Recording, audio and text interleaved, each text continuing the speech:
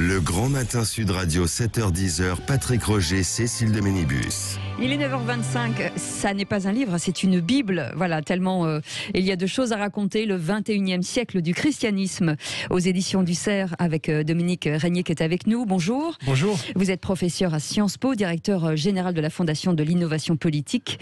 Merci d'être avec nous. Je le disais en préambule, le 21e siècle sera religieux ou ne sera pas, ce que disait André Malraux. Est-ce qu'il était visionnaire, finalement ?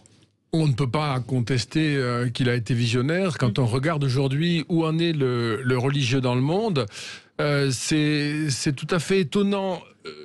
André Malraux, chacun le sait, était un Français, mais je veux dire parce que c'est tout à fait étonnant de voir que dans un pays comme la France, on avait en quelque sorte une certitude que le religieux disparaissait, que c'était à l'horizon de l'effacement. On parlait des enchantements. Voilà, des enchantements, la science, la technique, etc. La laïcité allait en finir avec tout ça. Je dis de façon très neutre. Mais en réalité, quand on regarde la France, mais encore plus le monde, nous n'avons jamais été aussi religieux, il n'y a jamais eu autant de croyants, et le monde ne fait que devenir plus religieux. Et c'est d'ailleurs une chose que révèle la globalisation.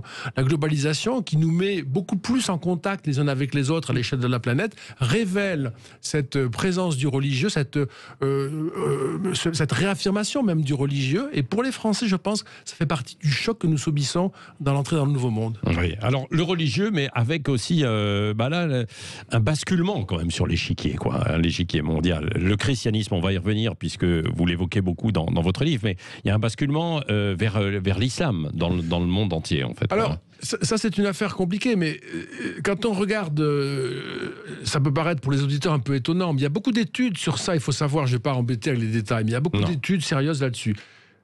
On estime que 85% des humains adultes déclarent une religion sur la planète. C'est considérable. Hein. Et donc, ceux qui se disent sans affiliation religieuse, à l'échelle de la planète, sont une minorité.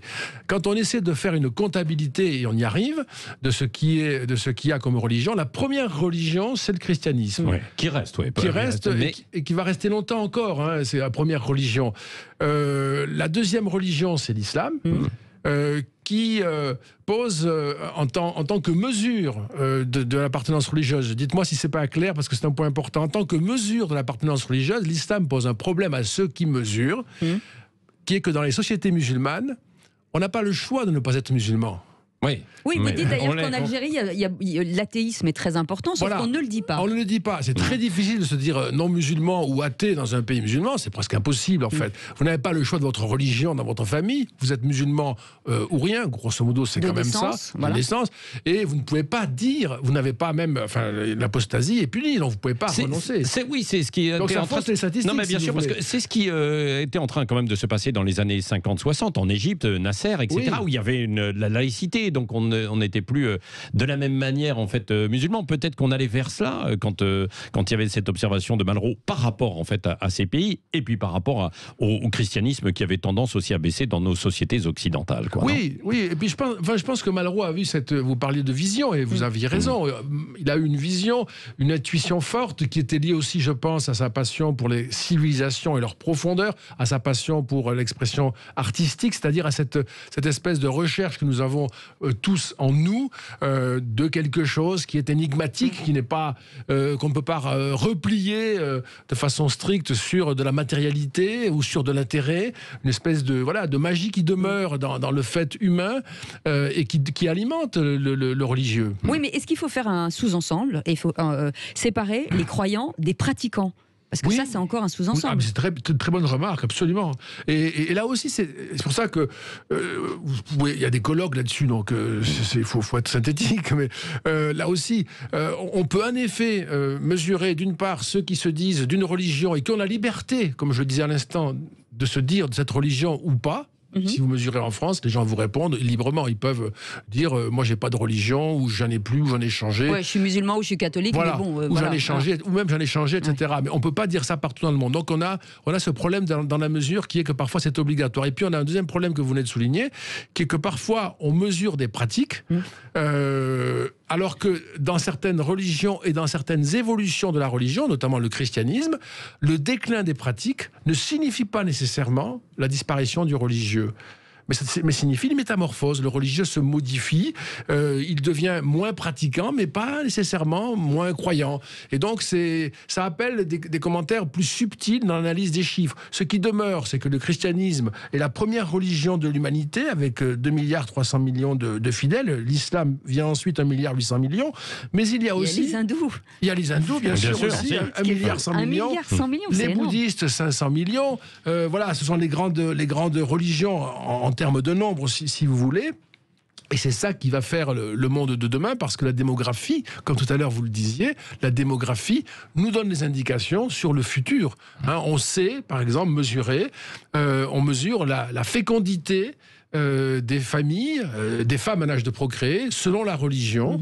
Et on sait ça d'un savoir certain, qui est que les religions favorisent la procréation. Et vous le dites d'ailleurs que les musulmans seront plus nombreux en 2035 de par cette démographie, justement. Alors, en France ou dans le monde? Dans le monde. Non, mais voilà, il faut préciser, en fait. Dans le monde, si vous voulez, ce qui est frappant, ce qui est fascinant, je ne sais pas si les auditeurs seront aussi impressionnés que moi par cet écart-là, mais dans le monde, c'est dans le monde, chez les non-croyants, le taux de fécondité, de 1,6, c'est-à-dire qu'il y a en moyenne chez les non-croyants, chez les femmes non-croyantes à l'âge de féconder, il y a en moyenne 1,6 enfants, comme ça qu'on calcule en démographie. Quand on regarde chez les femmes qui sont chrétiennes, c'est 2,6. Et chez les femmes qui se disent musulmanes, c'est 2,9. Donc chez les croyants, oui, voilà, c'est ça, il y a une fécondité. C'est un fait profond dans le religieux, c'est la naissance, la procréation, la vie. Allez, on poursuit avec vous, Dominique Régnier, avec ce livre, donc le 21e siècle du christianisme, et on va se poser une question. Est-ce que le christianisme aussi pourrait mourir sur les lieux qui l'ont vu naître? Bien sûr, on pense aux chrétiens d'Orient, et on attend vos appels dans un instant au 0826 300 300. Il est 9h32, on revient tout de suite. Vous voulez tout savoir sur le christianisme et sur beaucoup de religions, sur le 21e siècle du christianisme, aux éditions du CERF, avec Dominique Régnier qui est avec nous, et vos appels 0826 300 300. Oui, alors pourquoi dit-on, Dominique Régnier, vous le dites très bien avec l'ensemble des travaux réunis dans ce livre sous votre direction, que le christianisme pourrait mourir dans son berceau, si je puis dire, là où il est né? Ça, c'est une formule de Jean-François Colosimo dans son texte, qui est, vous le savez, un grand spécialiste des chrétiens d'Orient, outre de l'orthodoxie. Et il écrit cette phrase qui moi-même m'a frappé dans ce livre, effectivement, que les chrétiens d'Orient pourraient disparaître de la terre qui les a vus naître. Quand on regarde la séquence historique, en particulier au XXe siècle, on voit un effacement spectaculaire. Je donne 2 chiffres, et il s'agit d'une petite partie des chrétiens d'Orient. Quand on regarde la place des chrétiens en Turquie, en 1900, donc c'est très simple, au début du XXe siècle, les chrétiens représentent 35% de la population turque. En 2000, 100 ans plus tard, 0,2%. 0,2%. On passe de 35% à 0,2%. Et dans des conditions épouvantables. Puisqu'en effet, il y a eu le génocide des Arméniens en 1915, et puis la persécution des chrétiens grecs. Enfin, il y a eu une persécution massive. Qui continue sur l'Arménie. Qui continue. Il y a 150 000 chrétiens aujourd'hui en Turquie. Et ils sont menacés, bousculés, en difficulté, terrorisés. Alors, c'est un phénomène que l'on retrouve dans l'ensemble de l'Orient, malheureusement. C'est une tragédie. L'Irak, la Syrie, notamment. L'Irak, il y avait 1 million et ils ne sont plus même pas 300 000. Absolument. En fait, une disparition, une fonte très rapide sous la persécution, les assassinats, l'exil. L'épisode de Daesh a été absolument dramatique dans ce contexte-là, évidemment. Et ça fait d'ailleurs du christianisme la religion la plus persécutée au monde. Ça aussi, on ne le sait pas suffisamment. Entre 2019 et 2020, l'assassinat de personnes parce que chrétiennes dans le monde a bondi de 60%. 60%. Et donc et ça c'est un sujet de réflexion. Si on a l'occasion, moi j'en dirais bien un mot là-dessus, mais sur ces chrétiens d'Orient, si vous voulez, ce qui est frappant, c'est qu'effectivement ce sont les terres de naissance du christianisme. Donc quel choc, quel message. On va peut-être voir la fin de ces chrétiens d'Orient au XXIe siècle, sur les terres qui ont vu naître le christianisme, mais ça signifie aussi par voie de conséquence que les religions qui cohabitaient entre elles, eh bien, laisseront la place à une religion unique, de fait, qui sera l'islam, et que les musulmans qui vont naître sur une terre qui ne cohabite plus avec aucune autre religion, eh bien, n'auront pas la même vision du monde et seront peut-être encore plus, je dirais, conduits à une forme de radicalité ou d'intolérance, puisqu'ils n'auront même pas été habitués dans leur enfance à vivre avec d'autres religions que la leur. Oui. Allez, on va au 0826 300 300 avec Patrice qui nous appelle de Marseille. Bonjour Patrice. Bonjour Patrice. Bonjour. Oui. Vous vouliez réagir? Oui, Patrice, on vous écoute. Oui, je crois que vous avez bien résumé. Je suis de la même génération que Dominique Régnier, des années 60. Et quand vous avez parlé du désenchantement du monde, c'est un livre de Marcel Gauchet qui a été publié en 1985. À cette époque, en fait, on ne parlait pas du tout de religion ni de christianisme. On était imbibé de christianisme, mais pas pratiquant au sens où ça n'intervenait pas ni dans les études, ni dans les relations sociales. On n'en parlait jamais. En réalité, ce qui s'est passé, c'est que le christianisme est réapparu dans la sphère des idées quand est apparu le problème de l'islam. Et c'est uniquement en relief de l'islam qu'on a reparlé du christianisme. Et on s'est aperçu que le christianisme avait structuré la société française, même dans les paysages, où on voit dans tous les villages, comme on dit, d'un côté la mairie avec sa place de la mairie, de l'autre côté l'église avec sa place de l'église, et c'était pour nous une évidence. On n'en parlait même pas, parce que le christianisme était devenu une idée, était devenu totalement spirituel, et on s'est aperçu que l'islam est une pratique. Ça se voit. Le christianisme ne se voit pas. C'est pour ça qu'il peut tendre à disparaître, parce qu'il est invisible, il est dans l'idée, alors que l'islam est dans la pratique. Et c'est ce qu'ont vu les Français, c'est-à-dire que c'est plutôt le choc entre les deux manières de faire de la religion, si on peut parler comme ça. D'une part, une relation intime, intellectuelle, spirituelle, symbolique, d'un côté, et de l'autre, une pratique, qui peut, disons, être un obstacle à une discussion sereine entre les deux religions. Et il y a un terme qui me semble un peu inapproprié quand on dit que le religieux revient. C'est pas le religieux qui revient, c'est pas le religieux qui réapparaît, c'est plutôt l'islam en tant que tel. C'est l'islam. Autant en parler directement, on a l'impression de faire de la synonymie entre... Non, mais on essaie de dire les choses, hein, Patrice. Donc c'est vrai, pardon, vrai. C'est pas un sursaut de la religion. Si vous parlez à quelqu'un dans la rue, il ne constate pas un sursaut de la religion ou des religieux ou du religieux. Il voit un sursaut de l'islam en pratique. Oui, voilà. alors Dominique Régnier va vous répondre. Restez en ligne sur ce point. Oui. Merci, cher monsieur, pour toutes vos remarques que je reprends pas et qui sont très, très, très nourries. Merci vraiment beaucoup pour la manière dont vous les énoncez. Je dis ça sincèrement parce que sur des sujets pareils, c'est pas simple. Non. J'ai une petite divergence de vue avec vous, cher monsieur. Ce que montre le livre, ce que nous rappelions là, c'est qu'il y a bien à l'échelle du monde une affirmation du religieux. Oui. Et que le christianisme n'est pas en déclin, mais en déploiement. Il est en déclin sur ses terres historiques, quoi. Alors, en fait, c'est plus ça, non? Le déclin enfin, c'est pas un déclin d'ailleurs. On n'est pas en déclin parce qu'on vous persécute. Non, mais quand vous êtes moins nombreux, forcément. Alors oui, mais il y a une espèce de disparition du christianisme. On le disait sur les terres qui l'ont vu naître parce qu'il y est persécuté, il y en est chassé. C'est presque une consécration plutôt qu'un déclin. Si on avait le temps, on pourrait montrer ça. Mais partout ailleurs, le christianisme est en expansion. Et même la religion, l'expression religieuse la plus dynamique aujourd'hui, ce sont les chrétiens évangéliques. On ne le voit pas bien en France, mais aux États-Unis, en Afrique, un peu. En Corée du Sud, beaucoup en Afrique, même en Chine. Ouais. Et donc, alors qu'en Afrique aussi, il y a une percée quand même de l'islam, quoi. Alors en Afrique, c'est très paradoxal et très typique comme terrain du XXIe siècle, puisqu'on a à la fois une poussée du christianisme évangélique d'un côté et de l'autre, d'un islam intolérant, qui fait aussi de l'Afrique un des territoires où les chrétiens sont les plus persécutés.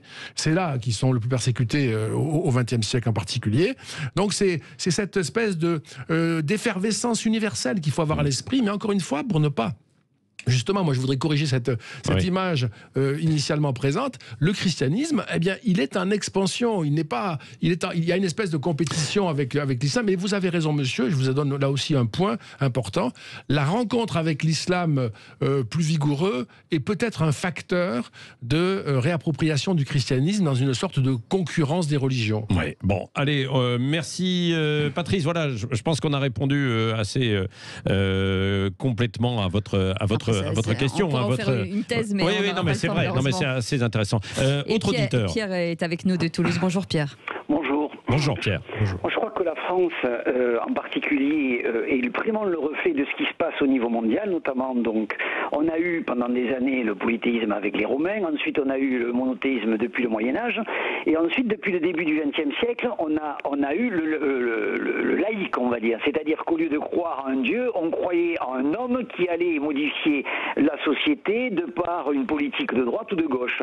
Et justement, comme aujourd'hui, on est arrivé au bout de cette croyance humaine, c'est-à-dire comme on a dit, l'homme providentiel, à ce moment-là, bien sûr, les hommes ne se sentant vraiment plus du tout impliqués et surtout protégés, ils se retournent aujourd'hui vers le religieux, et en l'occurrence, là, évidemment, l'islam, parce que derrière, on ne leur propose pas autre chose. Et je crois que on a vu Napoléon, par exemple, ces derniers jours, où justement, on a vu qu'il a donné autant un sens à sa vie qu'à sa mort, puisque 200 ans après, on parle toujours de lui, parce que lui, à l'époque, il a su comprendre qu'il fallait donner un sens, un petit peu comme Mitterrand avait expliqué que la force de l'esprit, puisqu'il pensait, lui qui était complètement laïque et athée, on voit bien que derrière, il laissait supposer que quand même, il y avait autre chose après la mort. Et je crois que la vraie question, du coup, aujourd'hui, c'est qu'il faut se réinventer, non pas forcément dans le cultuel, mais trouver une nouvelle forme magique qui va réunir les peuples pour pouvoir justement ne pas se retrouver face à des dogmes qui sont vraiment trop extrêmes. Alors c'est un sacré chantier que vous mettez là sur la table aussi, mon cher Pierre. Dominique Régnier. Non mais c'est vrai. Oui, non, tout à fait. Tout ça est très bien dit. Encore une fois, merci beaucoup. C'est le sujet aussi. Ça permet d'ailleurs de rajouter ceci. Ce que monsieur décrivait très bien ici, ce qu'on appelle des religions politiques. C'est-à-dire qu'après mais c'est très occidental et européen, encore plus français, ça. C'est pas mondial, mais enfin, ça vaut le coup quand même d'en dire un mot. Après le déclin du religieux dans un pays comme la France, on a eu des religions de substitution, c'est-à-dire des religions politiques. Monsieur disait la droite et la gauche. Et puis quand on arrive au bout de ces religions de substitution, on trouve pas grand-chose, évidemment.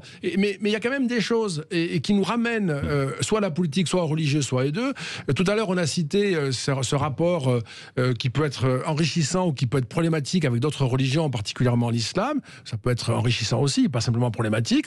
Mais il y a aussi des questions fondamentales. Le rapport à l'environnement, au climat, on en parle dans le livre, est une façon aussi de revenir à quelque chose qui peut avoir un lien avec le religieux, avec la vie, le vivant, la fragilité du vivant. De la même façon, les capacités technologiques qui sont les nôtres aujourd'hui de transformer la nature humaine, le génome, reposent des questions fondamentales qui sollicitent... Qui remobilisent d'ailleurs, absolument. En fait. Oui, qui remobilisent les religieux d'un côté et de l'autre. Absolument. Et moi, je suis souvent intéressé, je le dis à mes amis musulmans, de organiser ensemble des réflexions sur la manière dont, par exemple, l'édition du génome, la transformation du capital génétique peut mobiliser un discours religieux. Si là-dessus, les religions ne s'expriment pas, elles n'existent pas. Donc elles ont quelque chose à dire et ça peut réveiller aussi le sentiment religieux, l'idée religieuse que de se confronter à ces questions nouvelles qui seront celles du XXIe siècle. Mais il y a des questions nouvelles sur lesquelles le religieux intervient aussi, c'est l'écologie par exemple. L'écologie, absolument.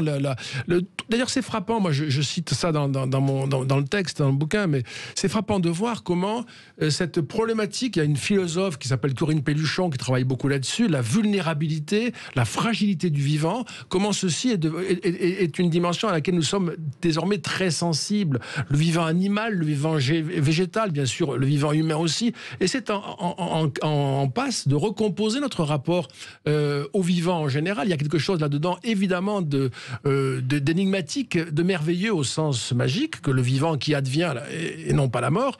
Et ça, c'est quand même lié au sentiment religieux. Oui. Est-ce qu'il pourra y avoir une cohabitation à terme, justement, en Europe et sur notre territoire de l'ensemble en fait, des religions, quand on voit ce qui se passe en Orient, ce que vous avez décrit tout à l'heure, et on sait qu'il y a une volonté de certains, les radicaux, les extrémistes, de persécuter. Comment ça pourra se concrétiser? J'ai vu qu'il y avait quelques éléments de réflexion dans votre livre autour de la France qui a un rôle à jouer, notamment sur les bords de la Méditerranée, sur un plan politique. La France, l'Europe a un rôle à jouer clé, bien sûr, parce que nous sommes aussi une terre d'immigration. Alors ça, c'est un sujet hypersensible. Dès qu'on le touche, il y a des réactions électriques, mais c'est un fait. Et l'immigration en Europe et en France, elle est principalement d'origine de pays méditerranéens. On peut aussi ajouter pour d'autres pays l'Inde, le Pakistan, etc. Mais ce sont des pays à culture musulmane. Et donc, on a la plus grande communauté musulmane dans un univers non musulman au monde. Il y a à peu près 25 millions de musulmans en Europe. Et donc, c'est une possibilité, une chance et une menace. C'est une menace si on n'arrive pas à faire évoluer le rapport entre ces religions et notamment à faire évoluer l'islam, qui n'est pas... Pour qu'elle se réforme un peu ? On ne peut pas réduire l'islam à l'islamisme. Moi, je distingue l'islamisme et l'islam. L'islamisme est un projet politique qu'il faut combattre parce que c'est la fin même de la tolérance et de toute liberté individuelle. Il y a 1000 choses à dire là-dessus, mais c'est un adversaire très, très clair. Politiquement, l'islam est une religion et les musulmans doivent pouvoir croire et pratiquer en liberté et c'est le cas en Europe. Mais ça veut dire qu'il faut qu'ils modifient et la plupart le vivent. Hein, il faut vous rappeler ça, on le dit, mais c'est pas une formule de politesse. La plupart le vivent, mais il y a une radicalité effectivement militante qui fait de la politique et parfois même en lien avec des États. Hein, donc tout ça, c'est la grande politique où là, Dieu, on s'en fiche. Hein, on manipule ces instruments-là parce que ça mobilise des foules. Ce sont des discours, mais quand on veut évidemment parler de religion, je dirais sincèrement, il vaut mieux s'intéresser aux croyants eux-mêmes qu'aux chefs d'État qui font de la politique avec la religion, ou même à ces organisations religieuses qui sont en réalité des organisations politiques. Ouais. En tout cas, vous l'avez dit, c'est électrique. Un dernier mot tout de même aussi pour revenir peut-être un petit peu à ce qui est dans votre livre. Il y a beaucoup de réflexions autour du christianisme et de son berceau. Tout ça s'est fait dans une forme d'indifférence et continue de se faire de la communauté internationale, quoi. Hein. Oui, c'est vrai, c'est frappant. Il y a une très faible mobilisation de la communauté internationale pour préserver les chrétiens d'Orient. Il y a une très faible mobilisation de la communauté internationale contre la persécution des chrétiens. Je le redis, la religion la plus persécutée au monde aujourd'hui, ce sont les chrétiens. Mais c'est quoi? C'est la peur? Je pense que c'est un mélange. Non, je pense que c'est un mélange d'indifférence et une idée assez terrible parce qu'elle est idiote dans son fondement et elle est terrible par ses conséquences. Que d'une certaine manière, les chrétiens n'auraient pas leur place sur cette terre-là. C'est lié aussi à une forme d'inculture, d'acculturation, d'oubli. Peu de gens, au fond, tout d'un coup, se souviennent que l'Orient, c'est là qu'est né le christianisme. Abraham, absolument. Et que Paul, Saint Paul, c'est la Turquie, quoi. Et donc, tout ça, tout d'un coup, ah oui, c'est vrai, j'avais oublié, mais ça fait longtemps, oui, mais enfin, c'est quand même pas rien. Et du coup, il y a une sorte d'idée, un peu aussi, je crois, moi, mêlée à cette idée post-coloniale. Enfin, on mélange un peu tout. Il y a beaucoup d'ignorance là-dedans. Et en tout cas, cette indifférence, elle est très cruelle pour ceux qui en souffrent, en Afrique ou partout ailleurs dans le monde. Merci beaucoup. C'est passionnant, Dominique Régnier. Le 21e siècle du christianisme, c'est aux éditions du CERF avec une série de contributions, bien sûr, de grands spécialistes sous votre direction. Merci d'être venu ce matin sur Sud Radio.